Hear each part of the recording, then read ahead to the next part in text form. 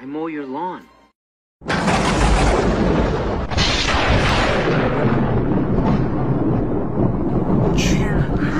You're not the lawnmower. Here it is completed. So what I did to get this thing put together, in the box, this is all one unit. The only thing you do is you put in this bar, you know, this round shaped bar here, pops down. It has two, one on each side, Phillips head screws, medium size. From there, you got a little 3-piece. This is a square head carriage bolt that fits into a square hole there to hold it from spinning. And then you just run it through, put this on here. This is rounded to fit the bar. And this end cap, you just get it nice and tight. That takes care of that. They come with a couple of clamps here to hold your wire from falling down. The only thing that you need to put together with the bagger is, out here, is there's a little bar that you got to plug in. It just kind of slides right in there, and then you just, you know, clamp these around it, all the way around it.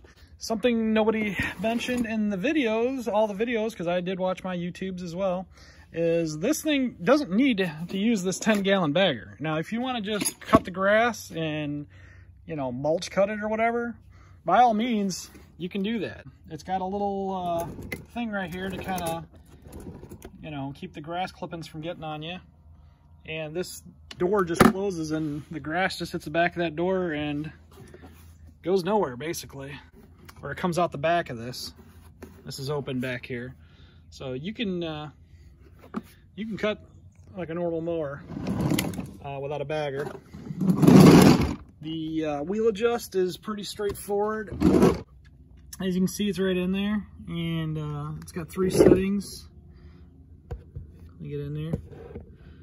And right now it's set on the middle setting. So if you want to change that, the highest setting is the lowest setting, which is like 2.5 inches. And I don't remember what the highest setting is, how tall you can make it, but I like to cut pretty low. So, you know, there's your 2.5 inch clearance, pretty low.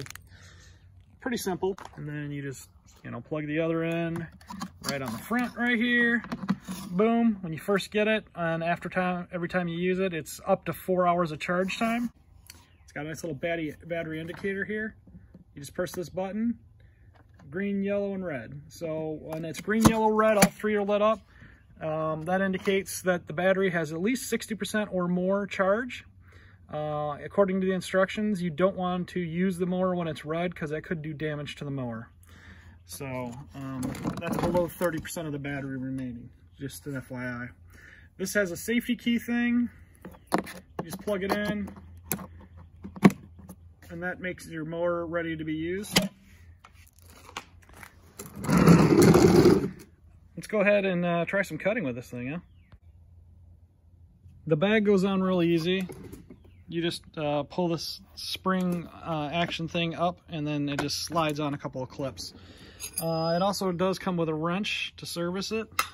That wrench is for taking off your blade, which is a, from what I've seen, is a standard blade that you can order, and you can have it sharpened at a shop.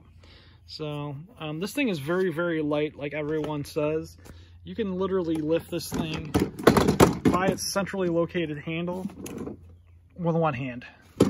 No problem. I'm sitting down and I'm lifting out, and that was a little tricky because I'm sitting awkwardly, but it is super, super lightweight. The handle is pretty centrally balanced, so it's pretty cool. Okay, let's do some cutting. So we got some pretty tall, uneven grass. This is pretty nasty looking. The grass in some parts is taller than the dang mower, okay? So I'm giving this a good run. Let's see what she does here. So to use this, the instructions indicate to lift it up a little bit just so the blades can spin up and not hit anything by accident. You pull the dead man's thing, and then you push this down like so. Let's see. Trying to do this one-handed. I'm not pressing it down hard enough. It's got a pretty confident button.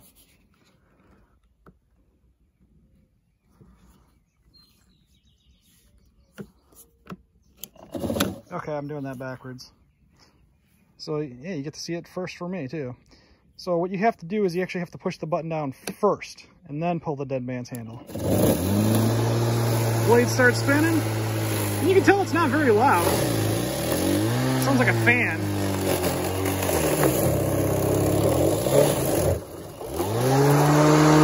And since this is pretty uneven, I'm definitely pissing it off by mowing down too low.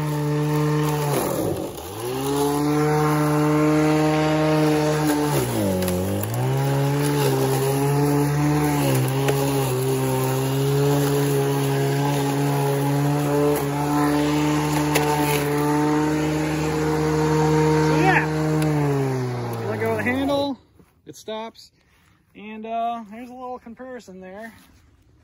Got it on the lowest setting. You see the nice even cut grass versus the tall crazy grass. So yeah, it does its job. I'm definitely loving it. It's supposed to cut 10,000 square feet, which is if you do your math, that's 100 by 100 lawn. So yeah, this is pretty good for small yards, and we got it just to cut our dog pen area because it's pretty hard to get in here with anything else, and weed whacker it's just too much for.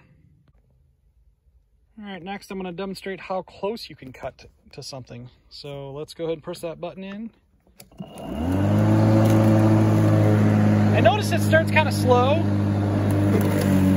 Kind of got like an idle speed. And then when you start hitting deep stuff, it spins up a little bit. But I'm cutting pretty close to the house here. I got the wheel pressed right up against the house. It's pretty much getting all of it.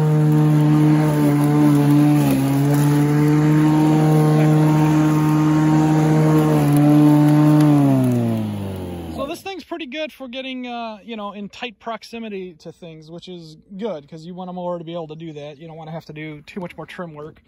You can see a little bit that's ultra close to the house that it's having a hard time reaching that you'll have to hit with a weed whip. Hey, that's not too bad, eh? So cut all of this super overgrown, super bumpy grass. I mean, it's kind of hard to tell you how tall it is. I mean, look at that. Stuff's like 3 foot tall. And on a single charge, I drained it all the way down to the last bar where she just won't even run anymore.